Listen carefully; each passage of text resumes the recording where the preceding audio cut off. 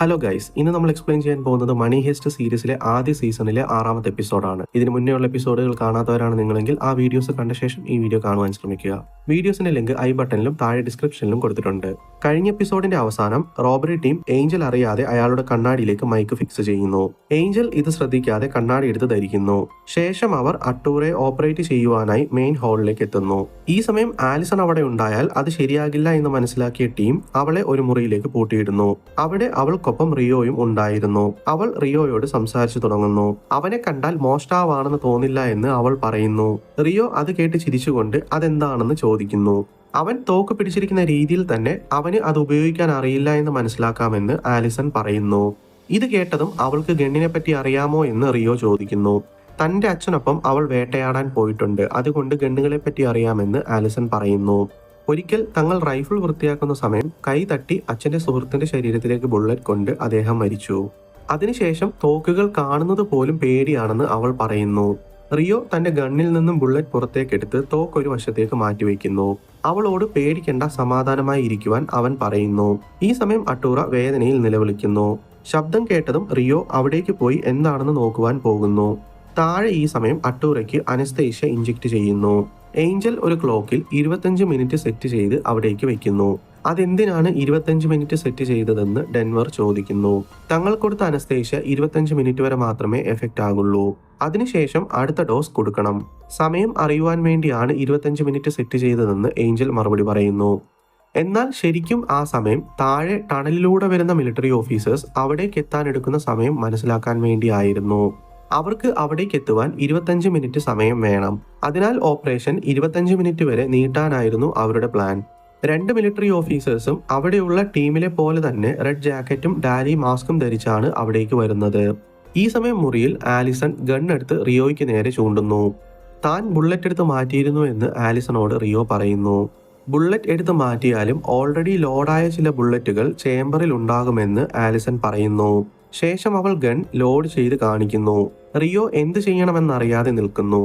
മോണിക്കയുടെ ശരീരത്തിൽ നിന്നും ബുള്ളറ്റ് പുറത്തേക്ക് എടുക്കുവാൻ വേണ്ട മെഡിക്കൽ എക്യുപ്മെന്റ്സ് അവരുടെ പക്കലിൽ നിന്നും ഡെൻവറിന് എടുക്കാൻ കഴിയുമോ? ടണൽ വഴി അവിടേക്ക് എത്തുന്ന മിലിറ്ററി ഓഫീസേഴ്സിനെ ടീം എങ്ങനെയാണ് നേരിടാൻ പോകുന്നത്? ഈ ചോദ്യങ്ങൾക്കുള്ള ഉത്തരമാണ് ഈ എപ്പിസോഡിൽ നമ്മൾ കാണാൻ പോകുന്നത്. Welcome to my channel Mallu explanation 2.0. ഈ വീഡിയോ നിങ്ങൾക്ക് ഇഷ്ടമായാൽ തീർച്ചയായും ലൈക്ക് ചെയ്യുക, ചാനൽ സബ്സ്ക്രൈബ് ചെയ്യുക, നിങ്ങളുടെ അഭിപ്രായങ്ങൾ കമന്റുകളായി രേഖപ്പെടുത്തുക. തനിക്ക് നേരെ തോക്ക് ചൂണ്ടി നിൽക്കുന്ന ആലിസണോട് തോക്ക് താഴേക്ക് ഇറക്കുവാൻ റിയോ ആവശ്യപ്പെടുന്നു. എന്നാൽ ആലിസൺ തോക്ക് വീണ്ടും മുറുകെ പിടിക്കുന്നു. റിയോ തന്റെ കൈവശമുണ്ടായിരുന്ന പിസ്റ്റൾ എടുത്ത് അവൾക്ക് നേരെ നീട്ടുന്നു. അവൾ ഷൂട്ട് ചെയ്യുമോ എന്നതിനേക്കാൾ ആലിസൺ എവിടെയാണെന്ന് ഏഞ്ചൽ കണ്ടുപിടിക്കുമോ എന്നതായിരുന്നു റിയോയുടെ പേടി. റിയോ ആലിസണിനെ അവിടെ ഉണ്ടായിരുന്ന ടെലിഫോൺ വയർ എടുത്ത് അവളുടെ കൈ പിന്നിലേക്ക് കെട്ടുന്നു. ഈ സമയം താഴെ ഓപ്പറേഷൻ നടക്കുന്ന സ്ഥലത്ത് ഡെൻവർ മറ്റാരും അറിയാതെ ഒരു സ്കാൽപ്പൽ എടുത്ത് തന്റെ പോക്കറ്റിലേക്ക് മറച്ചു വയ്ക്കുന്നു. എന്നാൽ അവന്റെ പോക്കറ്റിൽ നിന്നും മോണിക്ക അട്ടൂറയ്ക്ക് കൊടുക്കുവാൻ എഴുതിയ പേപ്പർ താഴേക്ക് വീഴുന്നു. ഇത് നൈറോബി ശ്രദ്ധിക്കുന്നു. അവൾ തന്റെ ഷൂസ് ഉപയോഗിച്ച് ആ പേപ്പർ കഷ്ണം ചവിട്ടി മറിക്കുന്നു. ഈ സമയം താഴെ ടണലിൽ 2 മിലിറ്ററി ഓഫീസേഴ്സ് മ്യൂസിയത്തിനുള്ളിലേക്ക് എത്താറാകുന്നു. അവരുടെ ഹെഡ് സെർവറോസ് എന്ന കമാൻഡോ ആയിരുന്നു. റക്കേൽ സെർവറോസിനോട് തങ്ങൾ 11 മീറ്റർ കടന്നാൽ മ്യൂസിയത്തിന്റെ വെന്റിലേഷനിലേക്ക് എത്തുമെന്ന് പറയുന്നു. ഈ സമയം വയർലെസ്സിൽ നിന്നും വരുന്ന റേഡിയോ സിഗ്നലുകൾ പ്രൊഫസറിന്റെ സിസ്റ്റത്തിൽ ഡിറ്റക്ട് ആകുന്നു. എന്നാൽ അത് എൻക്രിപ്റ്റഡ് ആയതിനാൽ എന്താണ് സംസാരിക്കുന്നതെന്ന് പ്രൊഫസറിന് കണ്ടെത്തുവാൻ കഴിയുന്നില്ല. ടീമിന്റെ കൈവശം റേഡിയോ സിഗ്നലുകൾ എമിറ്റ് ചെയ്യുന്ന ഡിവൈസ് ഒന്നും തന്നെ ഉണ്ടായിരുന്നില്ല. അവർ അനലോഗ് സിസ്റ്റം വഴിയാണ് സംസാരിക്കുന്നത്. അതിനാൽ അവിടെ പുറത്തുനിന്നും ആരോ വന്നിട്ടുണ്ടെന്ന് പ്രൊഫസറിന് മനസ്സിലാകുന്നു. ബെർലിൻ ഏഞ്ചലിനെ നോക്കി അയാളോട് സ്റ്റിച്ച് ചെയ്യുവാൻ ആവശ്യപ്പെടുന്നു. എന്നാൽ ഏഞ്ചൽ എന്ത് ചെയ്യണമെന്നറിയാതെ ആശയക്കുഴപ്പത്തിലാകുന്നു. തനിക്ക് അവിടെയുള്ള ഗണ്ണുകൾ കണ്ട് പേടിയായെന്നും അതിനാൽ അത്യാവശ്യമായി ബാത്റൂമിലേക്ക് പോകണമെന്നും ഏഞ്ചൽ പറയുന്നു. ഈ സമയം അവിടെയുള്ള യഥാർത്ഥ ഡോക്ടർ അട്ടൂറയ്ക്ക് സ്റ്റിച്ച് ചെയ്യുന്നു. പ്രൊഫസർ തന്റെ ടീമിനെ കോൾ ചെയ്യുന്നു. ബെർലിൻ തന്റെ ടീമിനോട് ഏഞ്ചലിനെ ബാത്റൂമിലേക്ക് കൂട്ടിക്കൊണ്ടുപോകുവാൻ പറഞ്ഞ ശേഷം കോൾ അറ്റൻഡ് ചെയ്യുവാനായി പോകുന്നു. പ്രൊഫസർ ബെർലിനോട് അവിടേക്ക് ആരോ പുറത്തുനിന്നും വരുവാൻ ശ്രമിക്കുന്നു എന്ന് പറയുന്നു. അതിനാൽ പ്ലാൻ ബി ആക്ടിവേറ്റ് ചെയ്യുവാൻ ആവശ്യപ്പെടുന്നു. ബെർലിൻ പ്രൊഫസറിന്റെ കമാൻഡിനനുസരിച്ച് പ്ലാൻ ബി ആക്ടിവേറ്റ് ചെയ്യുവാൻ തയ്യാറാകുന്നു. ഈ സമയം നൈറോബി തന്റെ ഷൂസിനടിയിൽ ഒളിപ്പിച്ച പേപ്പർ കഷ്ണത്തിൽ എന്താണെന്ന് എടുത്തു വായിച്ചു നോക്കുന്നു. ആ പേപ്പറിൽ ഞാനിപ്പോഴും ജീവനോടെ ഉണ്ട് എന്നായിരുന്നു മോണിക്ക എഴുതിയിരുന്നത്. നൈറോബിക്ക് മോണിക്ക ജീവനോടെ ഉണ്ട് എന്ന് മനസ്സിലാകുന്നു. ഈ സമയം ലോക്കറിലേക്ക് ഡെൻവർ മരുന്നുകളും സ്കാൽപ്പലുമായി വരുന്നു. മോസ്കോ മോണിക്കയ്ക്ക് അനസ്തേഷ്യ ഇഞ്ചക്ട് ചെയ്ത് ബുള്ളറ്റ് പുറത്തേക്ക് എടുക്കുവാൻ തയ്യാറെടുക്കുന്നു. മോണിക്ക ഡെൻവറിനോട് താൻ അട്ടൂറയ്ക്ക് എഴുതിയ ലെറ്റർ കൊടുത്തോ എന്ന് അന്വേഷിക്കുന്നു. അട്ടൂറ തന്റെ ഭാര്യയോട് മോണിക്കയുമായുള്ള ബന്ധത്തെപ്പറ്റി ഏറ്റുപറഞ്ഞു മാപ്പ് ചോദിച്ചു. സാഹചര്യം ശരിയല്ലാത്തതിനാൽ താൻ അട്ടൂറയ്ക്ക് ലെറ്റർ കൊടുത്തില്ല എന്ന് ഡെൻവർ പറയുന്നു. ഇത് കേൾക്കുന്ന മോണിക്കയ്ക്ക് വല്ലാതെ വിഷമമാകുന്നു. ഇതിനുശേഷം അട്ടൂറയുടെ ലൈഫിലേക്ക് തിരികെ പോകാൻ പാടില്ല എന്ന് അവൾ തീരുമാനിക്കുന്നു. ഈ സമയം ലോക്കർ റൂമിന്റെ ഡോർ ആരോ തുറക്കുവാൻ ശ്രമിക്കുന്നു. ഡെൻവർ തന്റെ തോക്കെടുത്ത് ഡോറിലേക്ക് പോയിന്റ് ചെയ്യുന്നു. അവിടേക്ക് എത്തിയത് നൈറോബി ആയിരുന്നു. അവളും ഡെൻവറിന് നേരെ തോക്ക് ചൂണ്ടുന്നു. അവർ പരസ്പരം അങ്ങനെ തന്നെ ഗൺ പോയിന്റ് ചെയ്ത് നിൽക്കുന്നു. ഈ സമയം ബാത്റൂമിലേക്ക് പോയ ഏഞ്ചൽ തിരികെ ഹാളിലേക്ക് എത്തുന്നു. അപ്പോഴാണ് അവർ മാസ്ക് മാറ്റിയ വിവരം ഏഞ്ചൽ ശ്രദ്ധിക്കുന്നത്. അവിടെയുള്ള എല്ലാവരും ഇപ്പോൾ പുതിയ മാസ്ക് ആണ് ധരിച്ചിരിക്കുന്നത്. ഇത് കാണുന്ന ഏഞ്ചൽ ഷോക്ക് ആകുന്നു. കാരണം ടണലിൽ ഇപ്പോൾ വരുന്ന മിലിറ്ററി ഓഫീസേഴ്സ് പഴയ മാസ്ക് ആണ് ധരിച്ചിരിക്കുന്നത്. അവർ അവിടേക്ക് എത്താൻ 2 മിനിറ്റ് മാത്രമേ അവശേഷിക്കുന്നുള്ളൂ. അവരെ എങ്ങനെയും തടഞ്ഞേ മതിയാകുള്ളൂ. അവർ അവിടേക്ക് എത്തിയാൽ ഉറപ്പായും പിടിക്കപ്പെടും. അട്ടൂറയുടെ ഓപ്പറേഷൻ കഴിഞ്ഞതിനാൽ തങ്ങൾക്ക് തിരികെ പോകണമെന്ന് ഏഞ്ചൽ ബെർലിനോട് ആവശ്യപ്പെടുന്നു. ബെർലിൻ അവരെ അവിടെ നിന്നും വിട്ടയക്കുന്നു. ഏഞ്ചൽ പുറത്തേക്ക് എത്തിയതും ടെന്റിലേക്ക് ഓടിയെത്തുന്നു. അവർ മാസ്ക് മാറ്റിയ വിവരം അറിയിക്കുന്നു.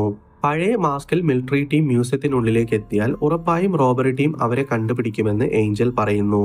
റക്കേൽ അവർക്ക് തിരികെ എത്തുവാനായുള്ള ഇൻസ്ട്രക്ഷൻ കൊടുക്കുന്നു. എന്നാൽ ഈ സമയം മിലിറ്ററി ഓഫീസേഴ്സിന് സിഗ്നൽ ലഭിക്കാത്തതിനാൽ റക്കേൽ പറയുന്നത് കേൾക്കുവാൻ കഴിയുന്നില്ല. കറക്റ്റായി വെന്റിലേഷൻ ഡോർ ഓപ്പൺ ചെയ്യുന്നതിന് മുന്നേയായി അവർ റക്കേലിന്റെ കമാൻഡ് കേൾക്കുന്നു. മിഷൻ നിർത്തി ഓഫീസേഴ്സ് തിരികെ ടെന്റിലേക്ക് പോകുന്നു. പ്രൊഫസർ ഇതെല്ലാം ഏഞ്ചലിന്റെ കണ്ണാടിയിലെ മൈക്കിലൂടെ കേൾക്കുന്നുണ്ടായിരുന്നു. പ്രൊഫസർ ബെർലിനെ കോൾ ചെയ്ത് പ്ലാൻ ബി സക്സസ് ആയി, ഇനി റിലാക്സ് ആകാമെന്ന് പറയുന്നു. ഈ സമയം ലോക്കർ റൂമിൽ നൈറോബി മോസ്കോയോട് തങ്ങൾ എന്താണ് ചെയ്യാൻ പോകുന്നതെന്ന് ചോദിക്കുന്നു. മോണിക്കയ്ക്ക് ഓപ്പറേഷൻ ചെയ്ത് ബുള്ളറ്റ് പുറത്തേക്ക് എടുക്കുവാനാണ് ശ്രമിക്കുന്നതെന്ന് മോസ്കോ പറയുന്നു. തങ്ങൾ തെറ്റായാണ് ചെയ്യുന്നതെന്ന് നൈറോബി പറയുന്നു. ശേഷം മോണിക്കയെ ഓപ്പറേറ്റ് ചെയ്ത് നൈറോബി ബുള്ളറ്റ് പുറത്തേക്ക് എടുക്കുന്നു. ഒരാളുടെ പോലും ജീവൻ നഷ്ടപ്പെടുവാൻ പാടില്ല എന്ന പ്രൊഫസറിന്റെ റൂൾ കാരണമാണ് താൻ ഇതിന് കൂട്ടുനിൽക്കുന്നതെന്ന് നൈറോബി പറയുന്നു. ഈ സമയം റക്കേൽ അവിടെയുള്ളത് സാധാരണ മോഷ്ടാക്കളല്ല എന്ന് പറയുന്നു. അവർക്ക് പിന്നിൽ ഒരു മാസ്റ്റർ മൈൻഡ് ഉണ്ടെന്നും തങ്ങൾ ഇപ്പോൾ അവരുമായി ഒരു ചതുരംഗ കളിയിലാണെന്ന് റക്കേൽ പറയുന്നു. പടിപ്പടിയായി തങ്ങൾ തോറ്റുകൊണ്ടിരിക്കുകയാണെന്ന് അവൾ പറയുന്നു. റിയോയുടെയും ടോക്കിയോയുടെയും ഫോട്ടോ ഉപയോഗിച്ച് മ്യൂസിയത്തിലെ പഴയ ഫൂട്ടേജുകൾ ചെക്ക് ചെയ്യുവാൻ റക്കേൽ പറയുന്നു. അവരിലേക്ക് അല്ലെങ്കിൽ അവരോടൊപ്പം ഉള്ളവരിലേക്ക് നയിക്കുന്ന എന്തെങ്കിലും ക്ലൂ കിട്ടുമെന്ന് അവൾ പറയുന്നു. ഇതെല്ലാം പ്രൊഫസർ മൈക്കിലൂടെ കേൾക്കുന്നുണ്ടായിരുന്നു. മോണിക്കയുടെ സർജറിക്ക് ശേഷം നൈറോബി കറൻസി പ്രിന്റിംഗ് സ്ഥലത്തേക്ക് പോകുന്നു. അവിടെയാണ് തങ്ങൾ എന്തിനാണ് സ്വന്തമായി കറൻസി പ്രിന്റ് ചെയ്യുന്നു എന്നത് റിവീൽ ആകുന്നത്. സ്വന്തമായി പ്രിന്റ് ചെയ്യുമ്പോൾ തങ്ങൾക്ക് പുതിയ സീരിയൽ നമ്പറുകൾ റാൻഡമായി പ്രിന്റ് ചെയ്യുവാനുള്ള സാധ്യതയുണ്ട്. കൂടാതെ സിസ്റ്റത്തിലെ ലോക്ക് ഫയലുകൾ ക്ലിയർ ചെയ്യുന്നു. അതിനാൽ പോലീസിന് ഒരിക്കലും ട്രേസ് ചെയ്ത് കണ്ടുപിടിക്കുവാൻ കഴിയില്ല. എത്രത്തോളം സമയം അവർ മ്യൂസിയത്തിൽ ചിലവഴിക്കുന്നോ അത്രത്തോളം കൂടുതൽ പണം അവർക്ക് പ്രിന്റ് ചെയ്യുവാൻ കഴിയും. ഈ സമയം ബെർലിൻ മുറിയിലേക്ക് എത്തുന്നു. തന്റെ കൈ വിറയ്ക്കുന്നതായി ബെർലിൻ ശ്രദ്ധിക്കുന്നു. അവിടെ നിന്നും ഒരു മെഡിസിൻ എടുത്ത് ഇഞ്ചക്ട് ചെയ്യുവാനായി തയ്യാറെടുക്കുന്നു. ഈ സമയം ടോക്കിയോ അവിടേക്ക് എത്തുന്നു. ടോക്കിയോ ബെർലിനെ ഗൺ പോയിന്റിലിരുത്തി പ്രൊഫസറിനോട് ബെർലിൻ മോണിക്കയെ കൊന്ന വിവരം അറിയിക്കുവാൻ ആവശ്യപ്പെടുന്നു. ബെർലിൻ മറ്റു വഴികളില്ലാതെ പ്രൊഫസറിനോട് അത് പറയുന്നു. ഇത് കേൾക്കുന്ന പ്രൊഫസർ വിഷമത്തിലാകുന്നു. താൻ ആരെയും കൊല്ലണമെന്ന് വിചാരിച്ചിരുന്നില്ല. ബെർലിൻ പ്രൊഫസറിനെ സമാധാനിപ്പിക്കുവാൻ ശ്രമിക്കുന്നു. എന്നാൽ തങ്ങൾ ഒരു വലിയ പ്രശ്നത്തിലേക്കാണ് പോയിക്കൊണ്ടിരുന്നത്. കാരണം പോലീസ് 48 മണിക്കൂറിനുള്ളിൽ പ്രൂഫ് ഓഫ് ലൈഫ് ചോദിക്കും. എല്ലാ ഹോസ്റ്റേജസും ജീവനോടെ ഉണ്ട് എന്ന തെളിവ്. ആ സമയം മോണിക്കയുടെ കാര്യം എന്ത് ചെയ്യുമെന്ന് പ്രൊഫസർ ചോദിക്കുന്നു. മോണിക്ക ജീവനോടെ ഉണ്ട് എന്ന് ഡെൻവറിനും നൈറോബിക്കും കൂടാതെ മോസ്കോയ്ക്കും മാത്രമേ അറിയുള്ളൂ. എന്താണ് ബെർലിന്റെ കൈ വിറയ്ക്കുവാൻ കാരണം? അയാൾ മെഡിസിൻ എന്തിനാണ് എല്ലാവരിൽ നിന്നും മറയ്ക്കുന്നത്? ഈ ചോദ്യങ്ങൾക്കുള്ള ഉത്തരം അടുത്ത എപ്പിസോഡിൽ അറിയാം. ഈ വീഡിയോ എല്ലാവർക്കും ഇഷ്ടമായെന്ന് വിചാരിക്കുന്നു. ഇഷ്ടമായാൽ തീർച്ചയായും ലൈക്ക് ചെയ്യുക, ചാനൽ സബ്സ്ക്രൈബ് ചെയ്യുക, നിങ്ങളുടെ അഭിപ്രായങ്ങൾ കമന്റുകളായി രേഖപ്പെടുത്തുക. അടുത്തൊരു വീഡിയോയുമായി കാണുന്നവരേക്കും ബൈ.